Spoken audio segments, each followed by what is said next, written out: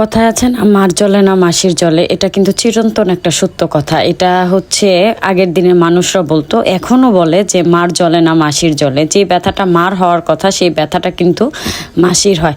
Hello everyone, আসসালামু আলাইকুম, welcome to my new blog. তো এই যে আজকের ব্লগটা হচ্ছে ঈদের পরের দিন রাত থেকে শুরু করছি। এই যে দেখেন আইসক্রিমের ফুল বাটি, আরও আইসক্রিম আছে, দেন হচ্ছে কোক আছে, স্প্রাইট আছে। এগুলো কে নিয়ে আসছে? এগুলো হচ্ছে আমার ননাস নিয়ে আসছে। ননাস হচ্ছে ঈদের পরের দিন চলে আসছে। সে বেসিক্যালি ঈদের দিনই আসে, এবার হচ্ছে পরের দিন আসছে। তো যেহেতু ননাস আসছে, বাজার সদাই তো করতেই হবে। আগে যে ফ্রিজে মুরগিটা রাখছিলাম সে হচ্ছে তার মেয়ের বাসায় চলে গেছে, এই কারণে আবার হচ্ছে মুরগি কিনে নিয়ে আসতে হয়েছে। তো এই যে এখানে আপনাদের ভাইয়াকে দিয়ে মুরগি কিনালাম। আর ঈদের পরের দিন বুঝতেই পারেন যে মুরগির তো মানে দোকানপাট বন্ধ থাকে। তো যাই হোক, যেভাবেই হোক সে নিয়ে আসছে ঠিকই, কিন্তু আমার ননাস আসলে রান্না করতে দেয় নাই, কারণ বলে যে মুরগি খেতে খেতে অবস্থা খারাপ। আর এদিক দিয়ে হচ্ছে আমার মিঠুটা খুবই অসুস্থ, তার 5টা বাচ্চা হয়েছে, সে দুধই খাওয়াইতে পারে না। তো এগুলাকে হচ্ছে কেনা দুধ খাওয়ানো হচ্ছে, আমার ননাস খাইয়ে দিচ্ছে, কারণ আমি খুবই ভয় পাই। তারপর চলে আসছি সকালবেলা। দেখেন মানে প্রায় 3 কেজি মাংস বের করে নিছি, কারণ হচ্ছে আজকে আমার শ্বশুরবাড়ির মানুষ আসবে। ননাস আগেই চলে আসছে, তার মেয়ে আসবে, মেয়ের জামাই আসবে, তারপর হচ্ছে আমার একটা সতীন আছে, সতীন আসবে, তাদের জন্য রান্না বান্না করতেছি। তো এখানে 3 কেজি মাংস নিছি। আর ঈদে যেহেতু কুরবানির ঈদে কিন্তু আসলে অন্য কিছু খেতেই চায় না মাংস ছাড়া।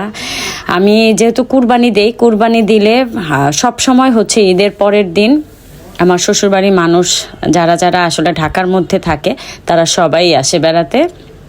আর যারা গ্রামে থাকে তারা তো আসতে পারে না, কিন্তু কন্টিনিউ কিন্তু তাদের সাথে ফোনে আমার কথা হয়। যেমন আমার জায়ের সাথে ঈদের আগে ঈদের পরে সব সময় কথা হয়। শ্বশুর শাশুড়ি তো মারাই গেছে। তো যারা যারা আছে তাদের সাথে কিন্তু আমাদের সম্পর্ক সবসময় ফোনে হয়ে থাকে। আর ঢাকা উত্তরাতে আমার ভাস্তি থাকে, ভাসুরের মেয়ে, সে আছে। গাজীপুরে ননাস থাকে, গাজীপুরে আবার ননাসের মেয়ের জামাই থাকে। দেন হচ্ছে রংপুর ননাসের বড় মেয়ে থাকে, বড় মেয়ের জামাই। তাদের সাথে কিন্তু আমাদের সব সময় কথা বার্তা হয়েই থাকে, আত্মীয় স্বজন, এটা তো স্বাভাবিক হয়েই থাকবে। তো এই যে কথা বলতে বলতে কিন্তু মাংসটা একদম মাখিয়ে বসিয়ে দিছি, একদম হচ্ছে বাবুর্চি স্টাইলের মাংসটা রান্না করছি। এত টেস্টি হয়েছিল। আর কুরবানির মাংস তো আলহামদুলিল্লাহ এমনিতেই অনেক মজা লাগে।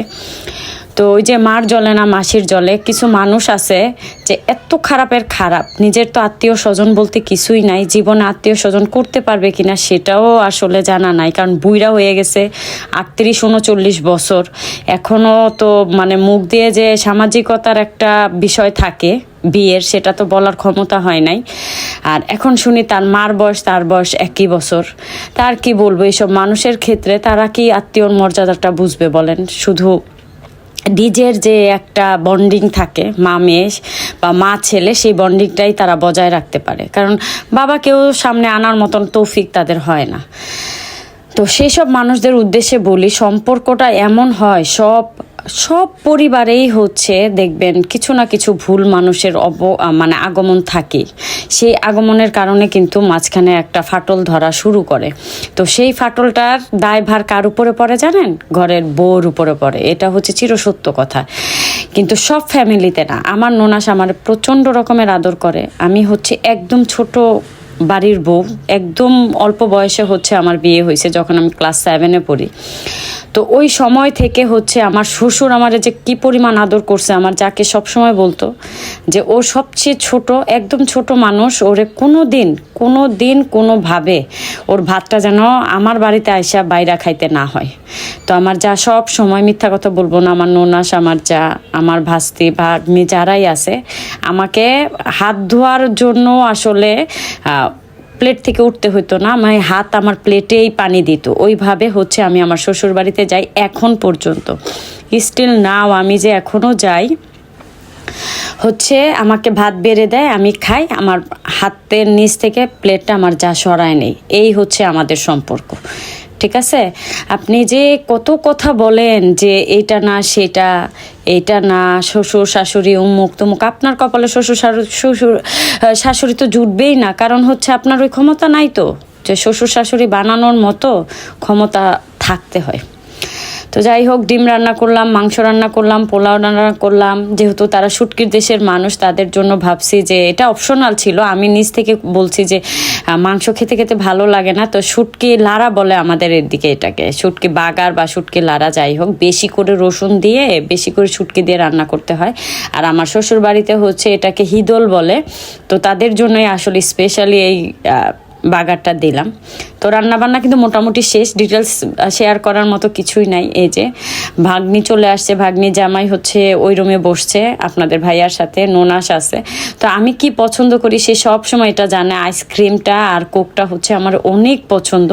তো সব সময় সে এটা নিয়েই আসবে, যদি নিয়ে না আসতে পারে দেন বাসার সামনে থেকে কিনে আমাকে নিয়ে যেয়ে কিনে দিবে।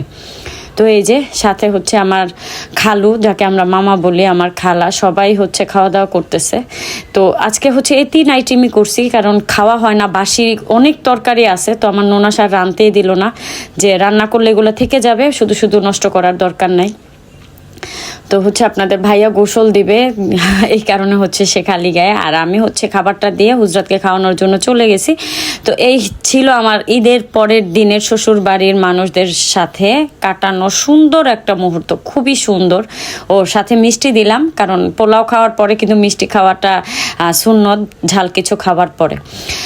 তো এই ছোট্ট একটা ব্লগের মাধ্যমে অনেক কিছু বলছি। আসলে আমি অনেক দিন যাবৎ খুবই ডিস্টার্ব হচ্ছি, খুবই, মানে যা বলার মতো না। তো আজকের মতো বিদায় নেই, আল্লাহ হাফেজ, ভালো থাকবেন।